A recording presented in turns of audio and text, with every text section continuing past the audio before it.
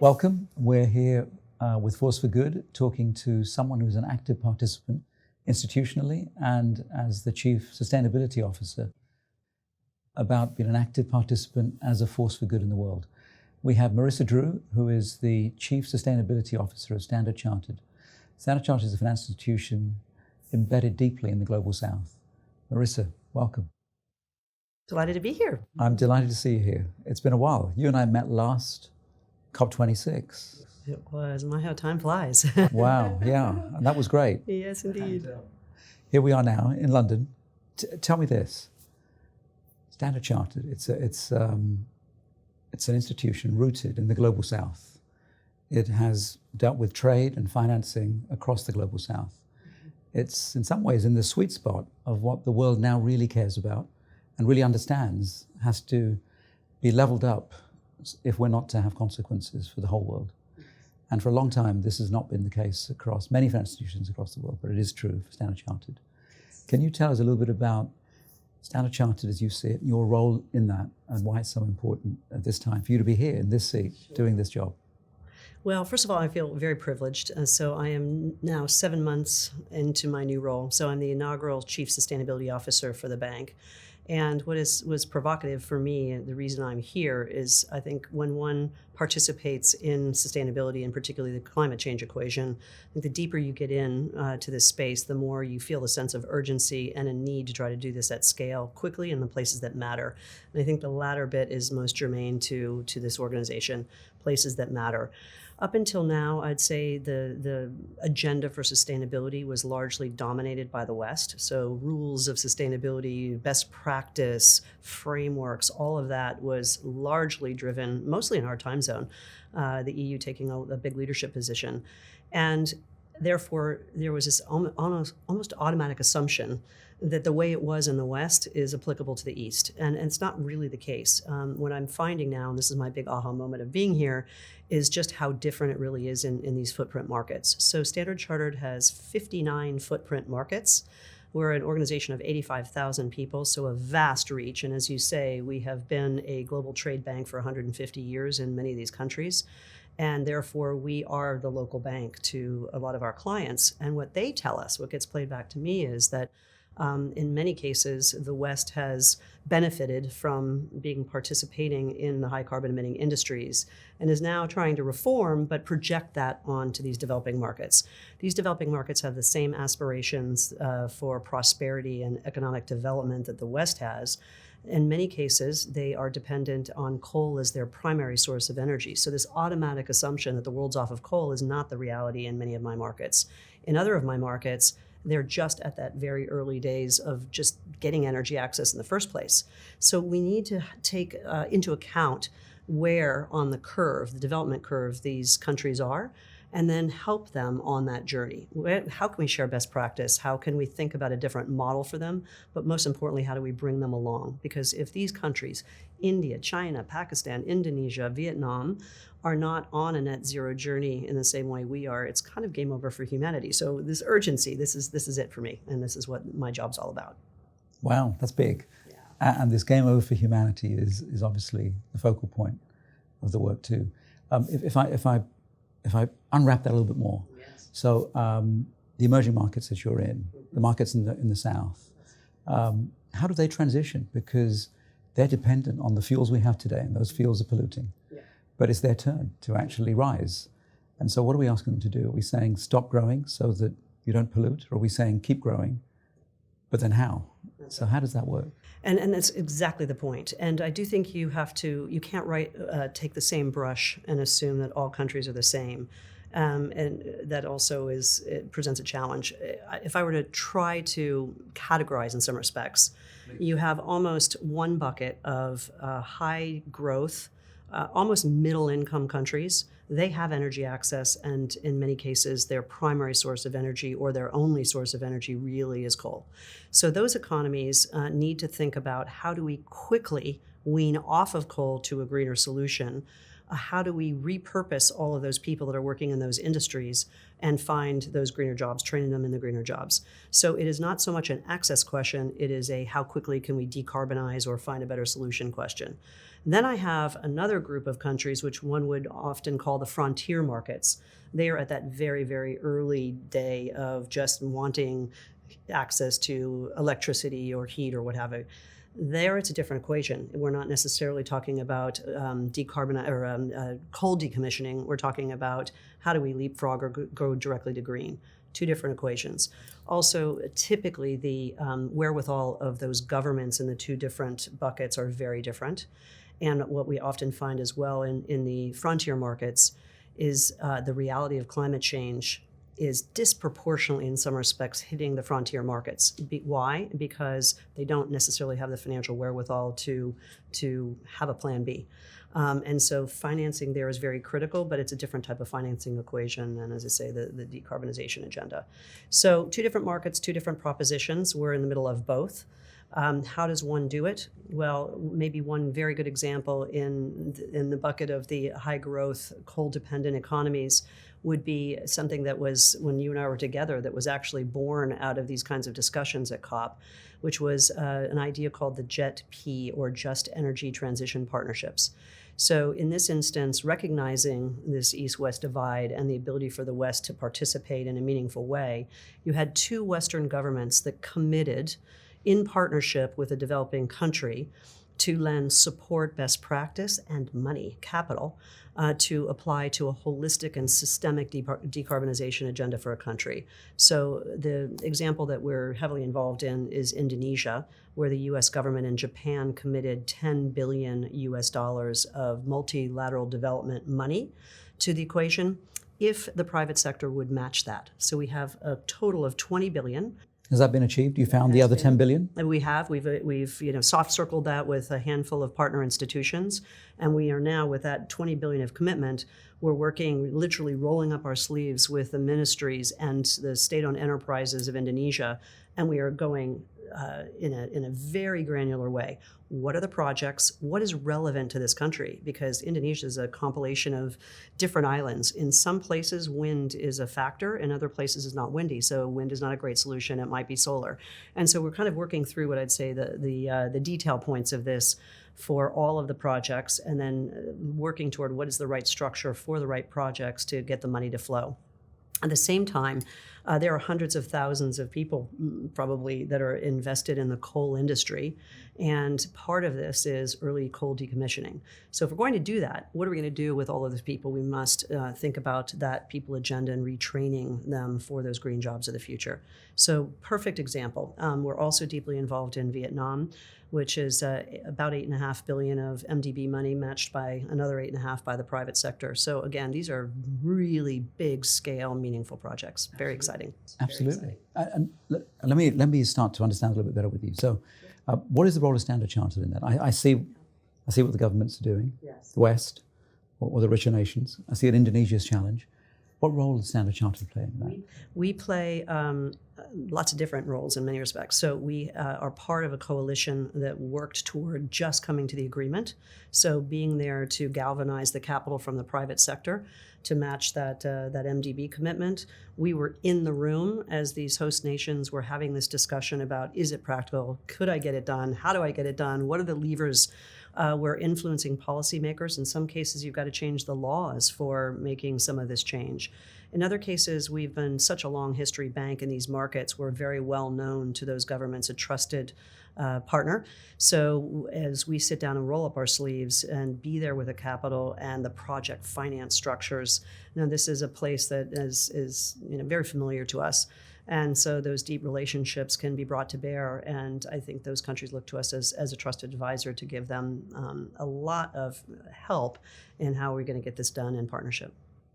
Does it go, Marisa, that's great. And does it go as far as the bank using its capital formation or fundraising skills to apply the capital, to find the capital? Do you do that too? 100%. So it's a combination of bringing other partners in so that we can do this in scale. And I think this is one of the things you and I have talked about in the past, which is a bit the new world, because in our old days of banking and the private capital markets, things were very silo driven. We didn't necessarily collaborate in this way with our peers because we were considered arch rivals or competitors. Now, with this recognition, this is so big and so critical and so important for the world. This partnership is real, and we sit in the rooms with our former competitors and our existing competitors, and we all say we've got to solve this problem together, and each of us has something to bring to bear. So we are helping to corral that capital or circle that capital, but we're also taking our own balance sheet and saying we are going to apply it in these projects directly. So it's the whole lot. Excellent. What a good thing to hear too, that it's come to that now, and hopefully at great scale. Come to that now. Hopefully at great scale. Long may it continue. Absolutely. Now, do you feel that your shareholders appreciate you doing that? Do they see this as a profitable endeavor, or do they see this as philanthropy? Mm-hmm. How do they see it? I'm glad you asked the question, because sometimes those things do get confused. And in these climate circles and in the sustainability space, there's always a little bit, I think, that outstanding question of, is this a commercial enterprise or is this just a societal good exercise? And my firm belief is, and always has been since I've been in this space, I come from a classic P&L background, a traditional investment banking background. And it is very clear to me that if this is going to be a sustainable proposition, there has to be a commercial proposition associated with it. So you need to make commercial returns. We are in business as a profit-making enterprise to make money. But I also believe that when you have something that's born out of necessity, there is a commercial opportunity that's involved in that. Now, clearly, we see the purpose part of this, and that drives everything what we do. That's our North Star in sustainability, but we're doing it to ensure our own longevity as an organization. I think our shareholders very much appreciate that. When I've interacted with our top shareholders, most of the questions are around, how do you transform your business to ensure its own longevity and sustainability? How are you seizing the opportunity in sustainability, which will be transformational for your business and your market? So they're very much encouraging us, in some cases, to go farther, faster. That's so encouraging. This multi-stakeholder model is coming to life. Mm-hmm. You've got the multilateral institutions, you've got the private sector institutions, and you've got the local governments, and I guess you have providers of technology and solutions also coming all together. Do you feel that this is now something that has caught fire and will happen across the board in the South, or are people still very selective? I think what I would say is different actors will play in different ways in different circumstances.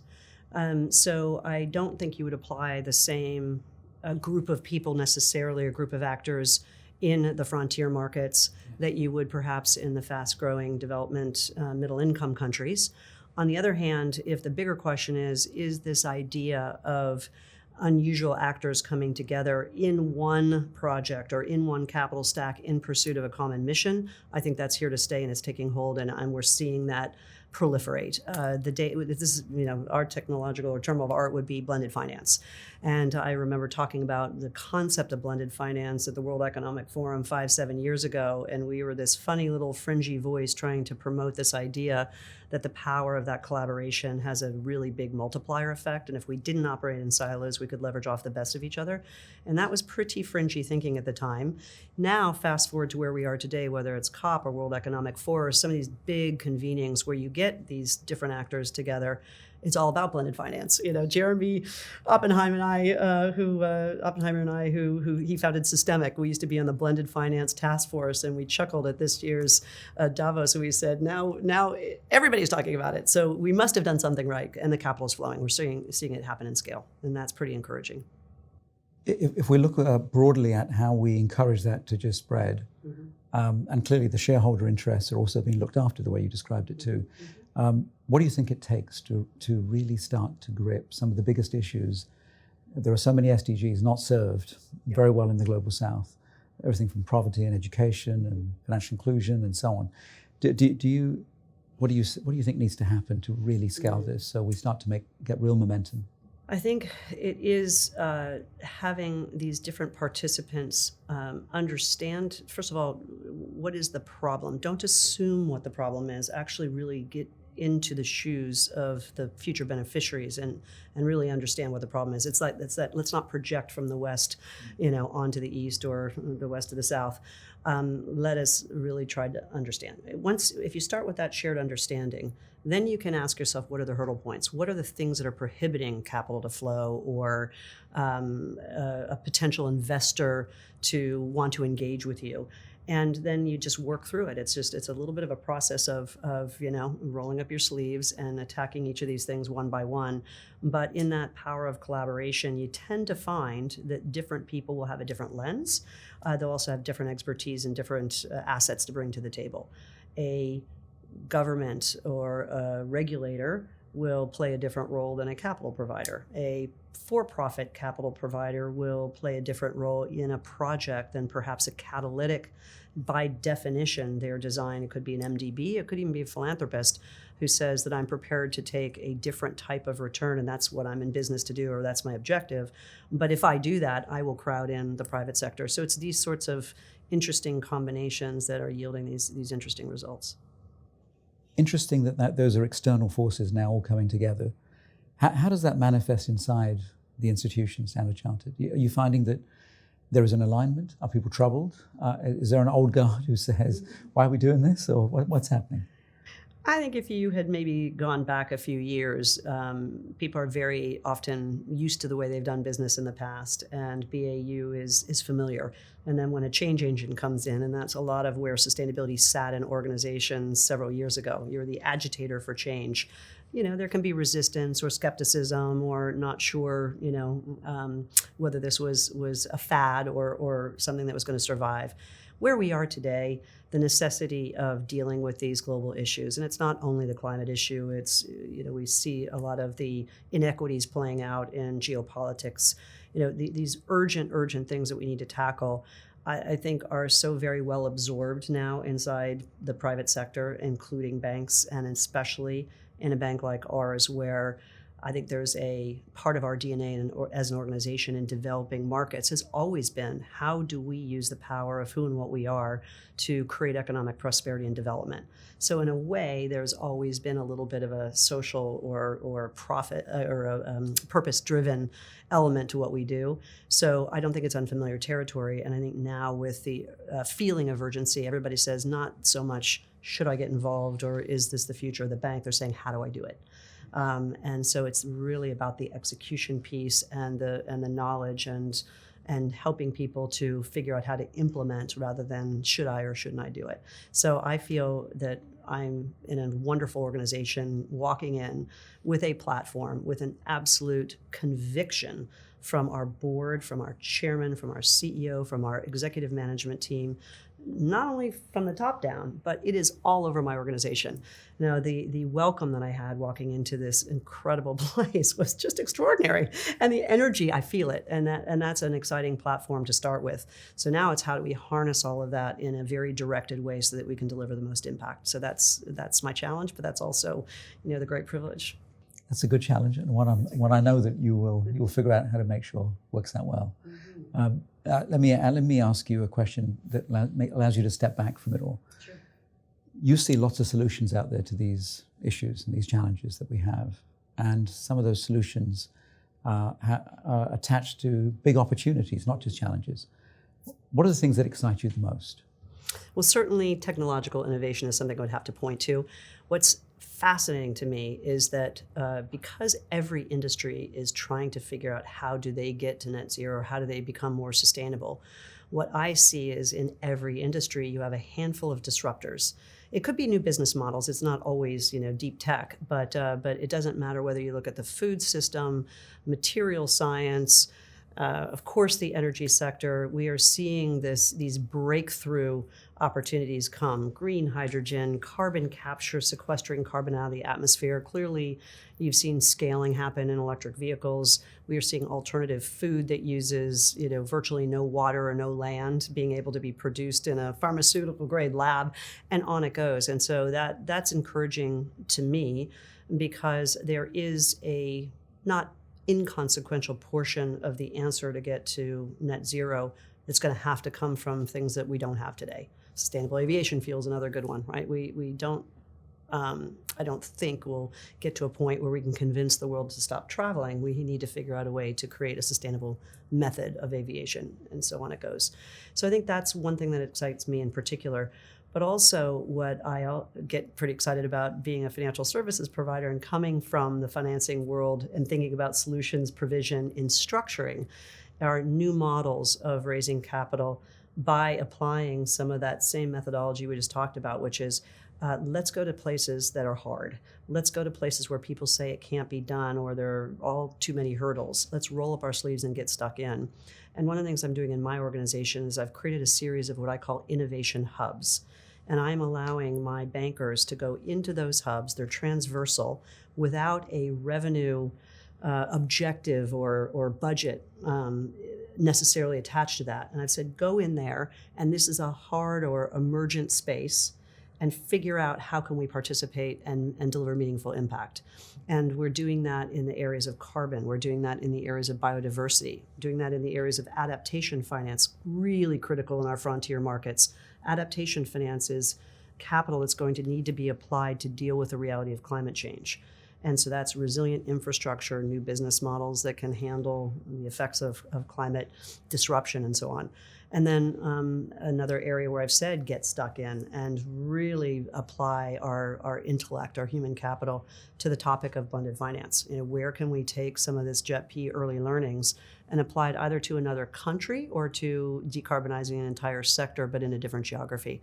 So this is the sort of innovation. So there's a big I innovation as in tech, but there's little innovations that can happen by putting people together and saying, here's a topic that we need to figure out together. And people are having fun there, right? They're applying their brains in a way that might be something quite small today, as many experimental structures are in our history, shared history in financial services, where when you first start, it might be a deal size of 10 or 15 or 20 million, but you hope that if you have that breakthrough, then the next time it's 100 million or 200 million or $1 billion. Or can I replicate the same structure many times over?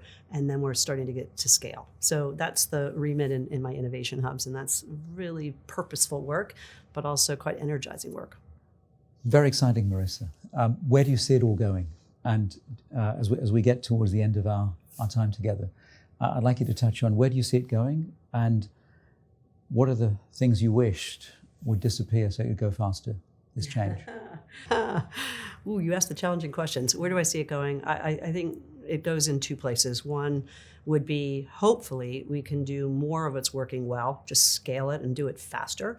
And I'm also hopeful that those innovations that we just talked about can be applied in a way that does create meaningful change.